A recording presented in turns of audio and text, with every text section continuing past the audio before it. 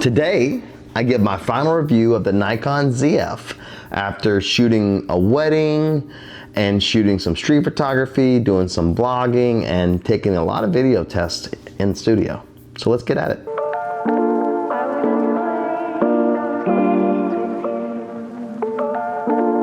One thing I hate about the filming on the Z8, other than it's amazing, I know it's amazing, is man, that flippy screen.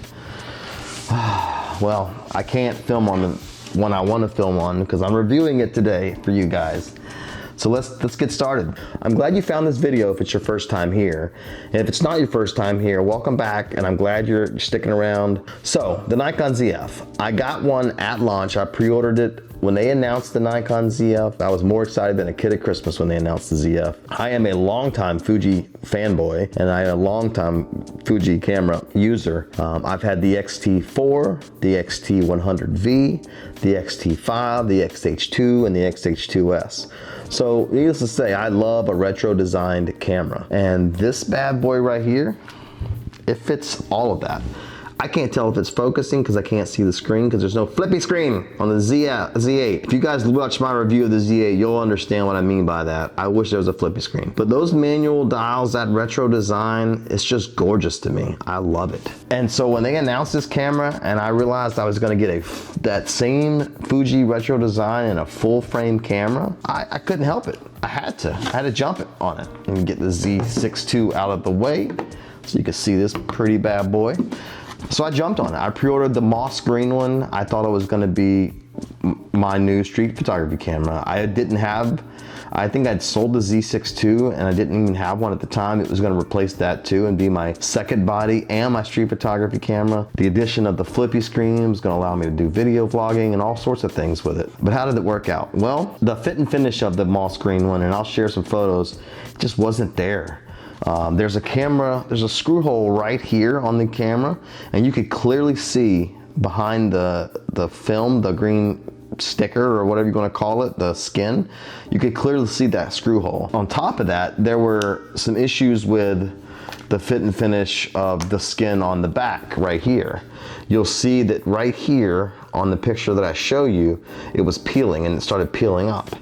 Now you gotta spend $2,000 on a camera and accept that? Hell no. So I contacted Nikon and I was like, look, take this thing back. I don't want it. I want you to produce a top quality product and I'll buy it. Come to find out, the issue really was with the custom models that you actually had to pay more for, go figure. Those models had all the issues, and you can talk to other people or look online, you'll see there was more than just me having that issue. So Nikon was amazing. The support was fantastic. They took the camera back, they refunded my money. I waited patiently for this black model to be available on Best Buy so that I could take it back to the store if I had any issues and not go through a long, lengthy RMA process. Well, come to find out, lo and behold, this bad boy is amazing. My return of the green model had nothing to do with performance. The camera performed fantastic.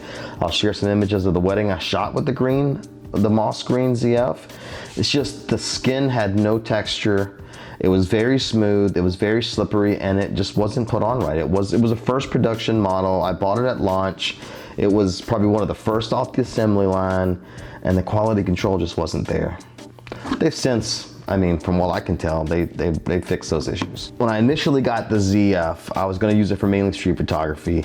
So I picked up this 40mm f2 lens, the S Special Edition, because the aesthetic goes very well with the ZF. And that was the only lens I had at the time. But since then, I picked up this 28mm f2.8 SE lens. Why? Vlogging. I can hold the camera out here. Oops, that's the wrong way. I can hold the camera out here, or I can use my Manfrotto little mini tripod. I'm not gonna attach it here. If I can do this on camera without looking like a moron. All right, I can attach it here and then really get at it. Really extend it, you know? So this 28mm allowed me to utilize a similar setup to I had on the Z30 before I sent it back. And that's why I got the 28mm. I've been using it to film quite a bit. You guys have watched the Z8 review. That was shot with this lens and camera combination. So you can judge for yourself what you think. I don't edit really any of the video footage down. I don't color grade it. I just use Nikon standard color profiles. So let's talk about the specs of the camera. I'll throw them up on the screen and let's get into it. So this is a 24.5 megapixel backside illuminated full frame sensor. It has 14 frames per second mechanical shutter speed and 30 frames per second electronic. That is well within industry specs. If you need to go over that, the Z8 or another camera might be better for you. I don't do a lot of sports, and I don't do a lot of continuous, continuous release on the shutter. I typically stay in single release on the shutter. But if you do those sort of things, just know that it's 14 and 30. It shoots 4K, 24, 30, and 60, but 60 is with a crop, an APS-C crop, so just keep that in mind. It's 5.7 inches wide, 4.1 inches tall, and 2 inches deep. And that, of course, is not with this grip on there. It's the width of it without the grip. This grip from Small Rig, I put this on it as soon as I got the camera, and I don't think I'll ever take it off. Because without this grip, you really don't have anything to hold on to. Look how easy I can hold on to this camera with this grip on. I'm not dropping it. I almost dropped it just trying to show off for the YouTube folks. But let me take it off. The only time I'll probably ever take it off is for you guys. But let me take it off to show you what it looks like without it on. Without it on, I do not love that. That is, you are just holding on to it. You're just basically squeezing it to hold on to it. There's really nothing for you to grab here. There's a tiny little lip. It's just not enough. Now, if you're gonna be shooting and you're gonna be having a harness, you're gonna have it around your neck 99% of the time, you probably will be okay. But for me, I couldn't do it without the grip. I shot the entire wedding. Let's see if I can get this on without looking like a dummy. I shot the entire wedding without the grip. I had a harness, so I had a 2-camera harness on, but just hand holding the ZF without a grip for just a little bit of time in between shots at a wedding or holding it, waiting for a shot at a wedding, my wrist was killing me by the end of the day. I think the ZF2, they should just improve the grip just like the X-T5 did when they came out with it from Fuji. They need to improve the grip for the next release. I know they were trying to do something for the nostalgic sake, but you put a flippy screen on here, you just film. The FM2 didn't have this. You got to make design choices that are going to be better ergonomics for your customers, and we need some sort of grip, Nikon. I mean, don't design a camera with bad ergonomics for nostalgic sake. Let's put it that way. A lot of the ZFs that shipped internationally came with this the Small Rig ZF grip, and I could see why. You need it. Like, this thing is so easy to hold with the grip. As far as the weight of the camera, it's 630 grams. So it's about the same weight as the Z6 II here. And the Z6 II is 610.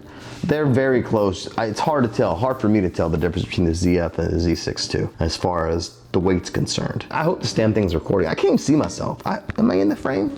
Anyway, moving on. So let's talk about my personal thoughts on the Nikon ZF after using it for weddings, for vlogging, for street photography, and for filming the Z8 review and my last probably 3 or 4 videos since I got it. Every time you see me staring at the flippy screen, it's because I got the flippy screen. With the Z8, I can't stare at the flippy screen, so I'm just staring at the lens and praying that it's got me in focus. So the autofocus, something I really wanted to harp on, the autofocus shoots down to -10 EV or 10 stops down. So if you see on your light meter down 10 stops, it'll still focus. That's even better than the Nikon Z8 and certainly better than the Z6 II. It uses the same focus system as the Z8, but it has the sensor of the Z6 II. The Z6 II being a 24 megapixel sensor, not a 45 megapixel sensor, same full frame size, but smaller sensor, smaller megapixel means bigger pixels per inch or on the sensor. What that means is more light gathering. That's why the ZF and even the Z6 II have a little less noise than the 45 megapixel sensor of the Z8. So what does all of this mean? For most intents and purposes, this is the best 24 megapixel Nikon has and probably one of the best 24 megapixel full frame sensors on the market, right? Or full frame camera bodies on the market right now. I remapped this record button when I'm in photo mode to my ISO. So it acts just like the ISO button here and on the Z8. I can turn auto ISO on and off. I can change my ISO as needed using that as well. So I talked a lot about this in my Z8 review. This thing also has the highlight weighted metering. Highlight weighted metering exposes for your highlight and allows you to bring all the other things back up in post. One of the major benefits of me getting the ZF is because, and coming from the Fuji system, the X-T5 specifically, was I used Nikon for all my paid work. So I have the Z8, I have the Z6 now. I had all of the Nikon lenses. I can put these lenses that I bought for the ZF on the Nikon Z6 or the Z8. I can take the 24-120 that's on the Z8 right now. I can put it on the ZF if I need to. So I have the ultimate freedom of choice of lenses between all my Nikon bodies, and I have a retro body like the Fuji X-T5, which I absolutely love, and I'm able to utilize the Nikon lenses with it. It's kind of a dream setup. Same batteries, all three cameras use the same batteries. I'm able to keep one set of batteries, one set of chargers. I'm able to charge all my camera batteries with the greatest of ease. It's a dream system to use. Now, am I buying the X100 Mark VI? Yes. Am I probably gonna buy the X Pro 4? Yes. Am I gonna have to buy batteries then? Yes. But at the time of doing all this, that was my thought. And it's worked out great. Is this my good side? Or is that my good side? I don't know. I think it's this. I'm just kidding. Let me shut up. All right, guys. Guess what? I get to refilm the second half of my ZF review because I had a booger right here. And now I gotta film this all over again. So let's get started. I'm filming with the ZF now so that I can see my face, so that I can see that I don't have anything on my nose this time. Don't film without a flippy screen. That's just all there is to it. It's tough, makes life harder. We don't like it. All right, so manual control dials. I love the manual control dials of the Nikon ZF. It's a gorgeous designed camera. They harken back to the FM2, the Nikon FM2, which was a film camera. This camera was modeled after that, similarly to the Z8 being modeled after the D850. So I say all this to say that the Nikon ZF has all the makings of the perfect travel, vlogging, street camera, which is my use case. I needed a camera that I could travel with on my business trips and out of the country, that was lighter than the setup I had. I wouldn't say lighter, but I still wanted that full frame depth of field, and I still wanted that full frame light gathering. Honestly, I just want one system.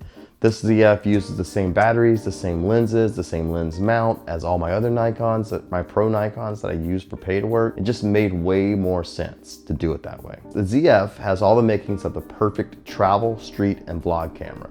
It has the flippy screen for vlogging, the manual controls for street.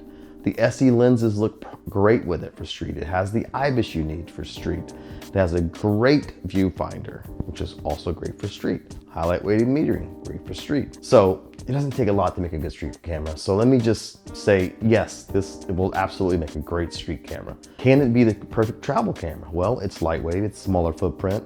It's not all the same things that a street photography camera needs for travel. I'm gonna be able to go on the street, and I'm gonna be able to use this internal mic, and I'm gonna be able to hold this up with a little selfie vlogging stick, and I'm gonna be able to vlog with this camera. It's got the switch right on the top dial to go from video to photo. I'll be able to flip right back and forth, boom, boom, boom. I don't have to carry more than one camera with me. Now I know there's some YouTubers that like to film the entire day out when they're out with a GoPro or something along those lines. I might do that eventually, but if I did, that would just decrease the crap that I'm gonna carry. You can look at my vlogs that I did for my street photography video for the ZF, and you can see for yourself. I'm filming on it right now. It looks great. This is a great camera for filming, for video, for YouTube, for creators. The ZF, not only is it gorgeous, but it's functional, and it's an amazing camera for what it does. So just to surmise my thoughts, the ZF is a very capable video camera. It's a very capable photo stills camera. It's a very capable vlog style camera. It's a very capable street photography camera. You can use it for weddings. You can use it for anything. This camera is amazing. It's amazing at what it does. The black and white mode, the dedicated black and white mode is amazing. It's got all the makings of the perfect camera for my use case: street, travel, vlog. It can also be used as a second body at a wedding. It can honestly be used as a first body at a wedding. A lot of people do use it as a first body at a wedding. I just really like the Z8. And if I didn't have the Z8, I probably wouldn't buy it. I just thought about that.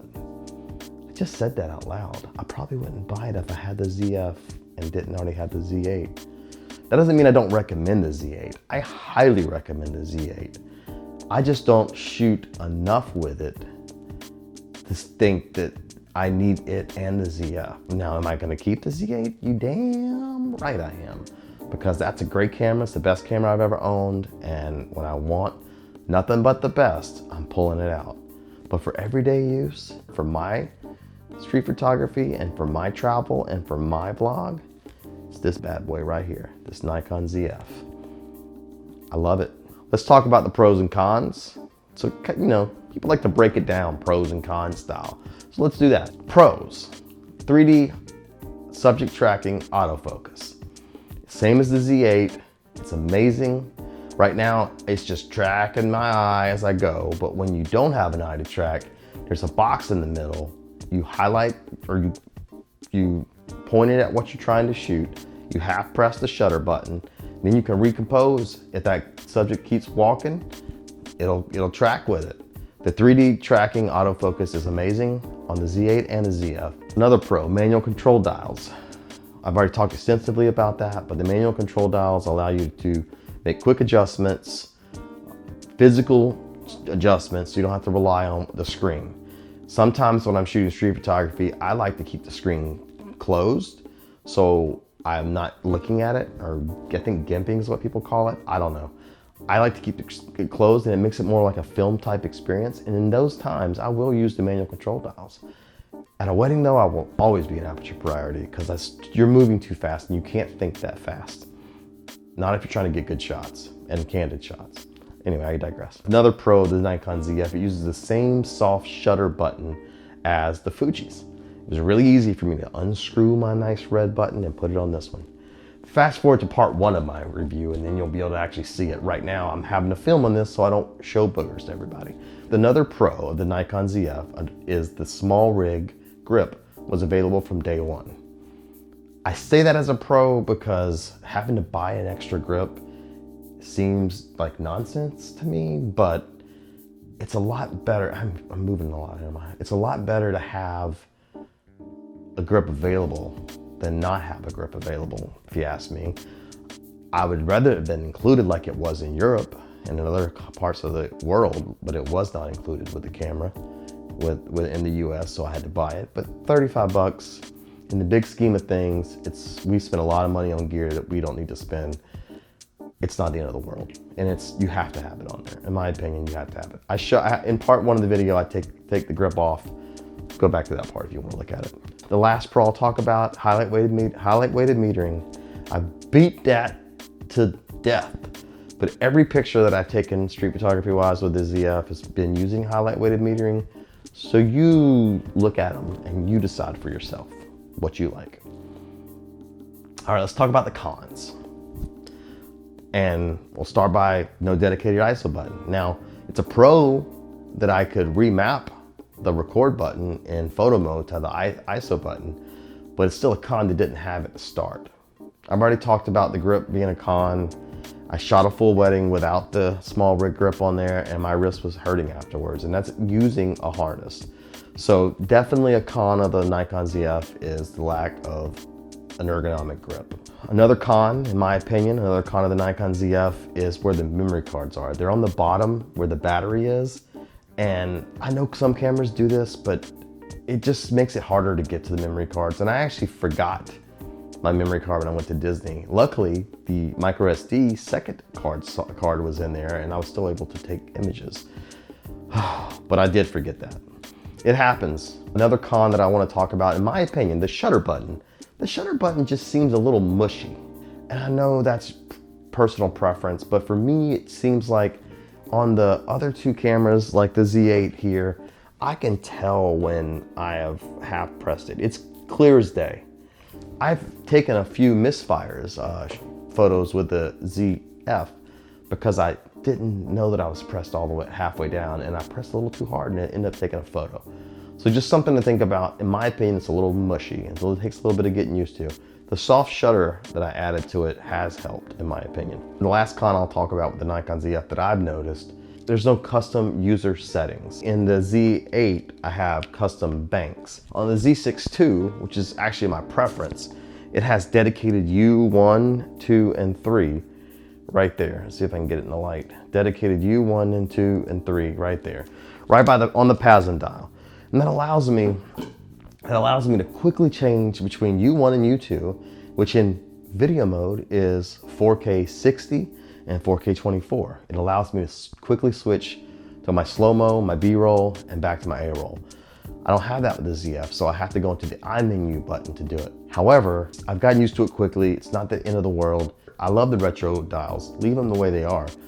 But add the ability in the iMenu to change between user settings and name them for that matter. So I can say one's street, one's vlog, one's travel, one's wedding. Give us some custom user settings for this thing. I've talked about all the pros and cons. I want to talk about a few things I want to see in the ZF2, which is a long ways away, but they're just three small gripes. Give me a sensor shield. I've got used to it on the Z8, and I think all cameras should come with it. Number one. Number two, put the ergonomic grip, put this small rig grip permanently on the camera. Like, build it into the camera. Mold the camera like this grip is going forward. And number three, move the SD card slots to the side. Once you move make the bigger grip, you'll have room to put the SD card slots on the side. Similar to the other cameras where it's right here. To sum things up, to take us home, this is my new travel street vlog camera. It's amazing. It's been great so far. I've tested it thoroughly, and this is a keeper. I highly advise you check it out. I would certainly buy one. If I were looking for a camera today and I didn't have any cameras, this would be the one I bought, hands down. Over the Z8, over the Z6 II, over the Fuji X-T5, because I get the full frame performance, I get Nikon colors, I get a sub $2,000 camera body, which is half the price of the Z8, and I get all the performance of the Z8 minus the sensor. It's a no-brainer. I mean, there's some video specs, there's a few things here and there. I'm just concluding it. We could go into the nitty-gritty, but I just did that. All right, guys, that about wraps it up. I highly recommend the ZF. It's been fantastic so far, minus the issues I had with my initial one. The black model, in my opinion, is the best model to buy. I wouldn't spend the extra money on the colored models. The skins are just too thin, too flimsy, and in my opinion, I had some quality control problems. The black looks amazing. It's got the stubble, it's got feels more grippy, and then when you add the grip, it just makes for a great looking system. So that's it for this week. I hope you enjoyed the video. If you got any questions, drop them in the comments. Please like, subscribe, do all the things. I'm trying to bring you guys good content here, and I need your help to do that. Till next week, I'll see you later. Peace.